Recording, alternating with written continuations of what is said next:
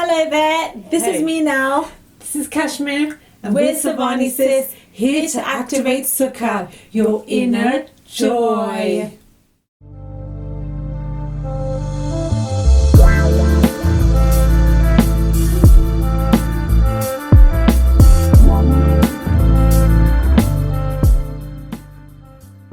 Hey everyone, today we're going to talk about why is it important to read physical books to feel good now. So you're thinking, physical books? What do we mean by that? Well, physical books such as these have mass, so they actually hold a vibration. So every page has words that are printed on it, and as you turn the page, you're actually absorbing the vibration of the words that were printed on the page, as opposed to if you were to read it as a PDF version on an electronic device or as an audio. So we understand that many people are either auditory or either kinesthetic. So if you're auditory, you're more likely to want to listen to audiobooks. But the thing with this is, if a book is really, if it requires a lot of concentration and focus, then it's more recommended to read a physical book, because you will pay more attention to the book as you're reading the words on the page, as opposed to just listening to the book, because it's more harder to focus and concentrate when the book is more complex. So what type of books to read then? Well, you can read storybooks. You know, a lot of people read fictional books, and that's fine because it helps you to increase your imagination. As you're reading, you can actually have pictures in your mind of what the place looks like, what's been described in the book. And imagination is really important, because without imagination, how are you going to create the life that you want? You've got to imagine what that life would be like. So it's really important to expand that. However, although fictional books can be good, some fictional books can be actually quite negative and dark, or just make you not feel good. So the type of books that you really want to ideally read are books that are, you know, people call them self-help books, but what I'd rather call them is transformative books, you know, transformational books or inspirational books, or books that are going to help you to grow and become a better version of yourself, or just really help you to move forward in life. And those type of books are the best ones to read, and these are the type of books that are going to make you feel good. Yes. You know, and this is why we say books make you feel good, because when you read something that's inspirational or transformational, you just read that one sentence in a book, or a couple of sentences, or a page in a book, it will make you feel good. You'll feel, oh, I can do this with my life, or there is hope, there's light at the end of the tunnel, or it will motivate you or inspire you to take action. So those are the type of books that you want to read, because that's going to really make you feel good. And that's why these kind of books really have that impact on you. And so just by reading just a little bit a day could lift you up, you know, especially if you really think about what you've read, then for the whole day you can actually end up feeling really good, just because that one paragraph in that book lifted you up. So how do we read the books? There's lots of different ways to read it. Some people think, oh, I want to just read this book really quickly and just skim through the whole book.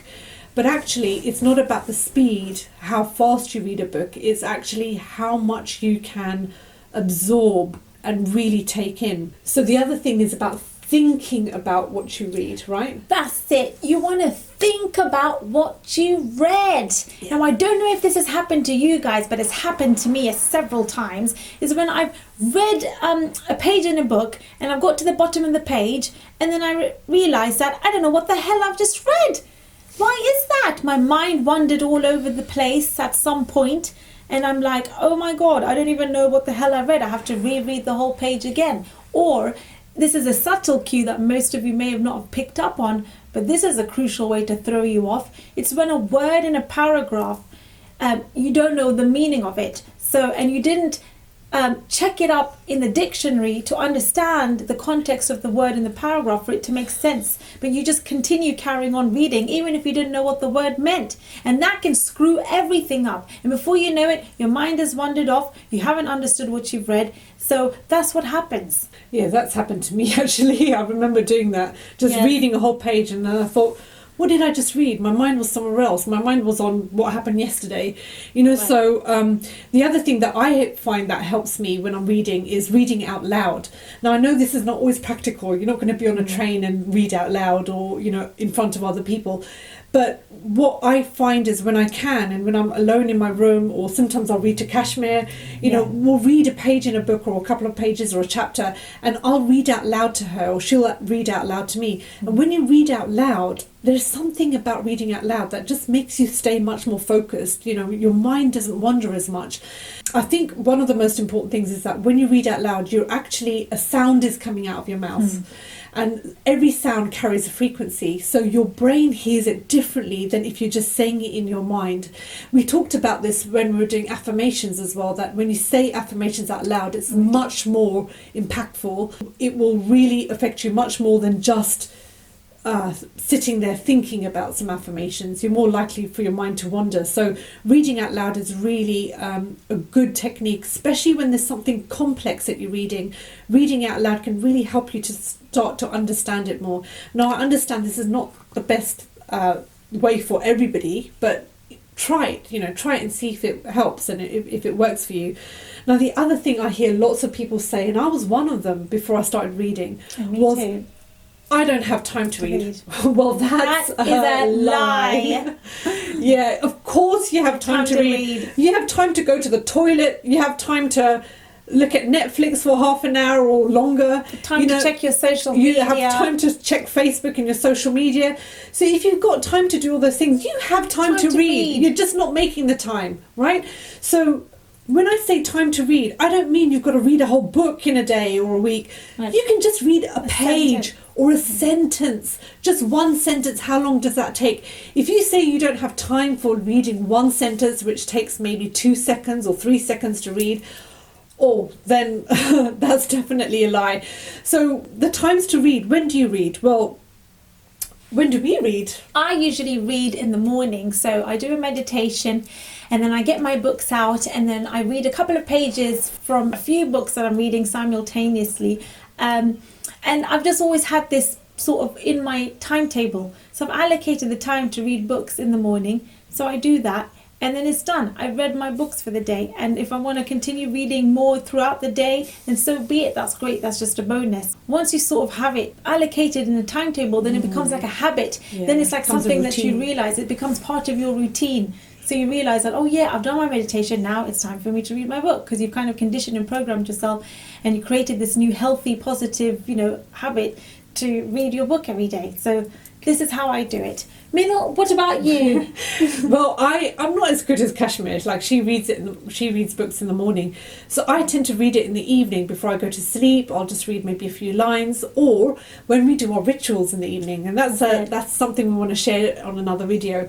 But when we do our rituals, what we do is, part of it is reading. So I'll read out a page or two, or if we get really into it, bit more than that, from a book, and that's my main part of reading. Actually, that's when I read out to you. That's when I do it. Yeah, that's my routine. But otherwise, if we were not doing these rituals, then I probably would have read just before going to sleep. Especially if I'm on the train or if I'm on a journey, I'll always have a book with me to read. Yeah. So I'll always be reading something. What are we reading at the moment? Well, go on, you share yours. Well, I just actually recently finished reading The Way of a Superior Man. So this is all about the divine feminine and masculine energy. You may think it's just a surface level book for men, how to be successful and how to be manly. It's absolutely nothing to do with that. It's very, very deep. It touches on many, many spiritual concepts. So I highly recommend this read if you're interested in how to become a superior man. And don't judge the book by the title. It's a deep one, and it's very, very fascinating and a huge eye-opener. Minal, what about you? So I'm reading Letting Go by David R. Hawkins. It's all about letting go of your emotions, any stuck emotions that are in your body, or any traumas or past traumas that you've had, or any anger or resentment or shame or guilt, anything like that that's stuck in your body. It's about letting it go. Any anxiety, you're just feeling that emotion and then you're letting it go. And so it's a really powerful book, and in fact, the more you let go, the more inner joy you feel. So this is really a book for inner joy, because at the end of the day, that's all that we all all want in life is to feel this joy. And so this is the book that I actually read out loud to Kashmir. So we're kind of both reading it together. Yeah. You know, so it's a really good book, but we can recommend a whole ton of books because we have read so many books since 2012. So many books. But, by the way, I just wanted to quickly add, this book is not just for men, it is absolutely for women too. So if you think that, you know, that it was just for men, no, you guys can read it. Everyone can read it, okay? So this is a fascinating read. Okay, the last thing we want to say about books is what it means for us. So what it means for us is that, firstly, it does lift us up. You know, when we read some good books, like yesterday I was reading a page from Letting Go and I was like, wow, that's, oh my gosh, that is powerful. And it just made us feel so good and so empowered inside that if we hadn't read this, it would have just been an ordinary evening, you know. So it really does lift you up when you read something that's inspiring and transformational. Secondly, well, I've just already mentioned that it inspires you. So a book may inspire you, or it may go up on another level. It might inspire you to take action. And when you take action, you notice change in your life. It's tangible. You can see some change in your life for the better. So books also help you to do that. Some people say a certain book that came to them at the right time, just when they needed it, was life-changing for them. Right. It literally changed their life.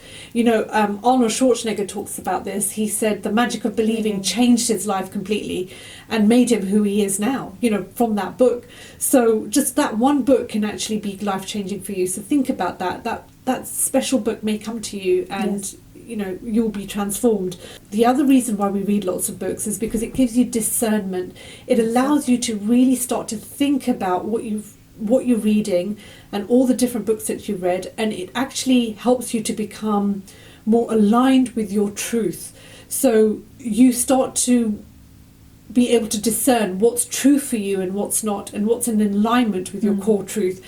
And that's really, really key. If you don't read enough books, you will blindly accept what's being told in the book, because you will have no point of reference. You'll have no you won't be able to compare. You won't be able to compare. There'll be no comparison or discernment or reflection on other books that you've read. You'll just take that book for what it is. Yes. So you'll understand books in a much deeper level the more that you read. Yeah. Okay, so some people say, oh, what's the point of just reading, and I'm not going to get anywhere with this. No, reading, knowledge is a precursor to experience. So if you have knowledge, then it can lead you to eventually have an experience in your life. Of course, in between that, you have to take action steps, but you can only take action steps if you change the way that you think.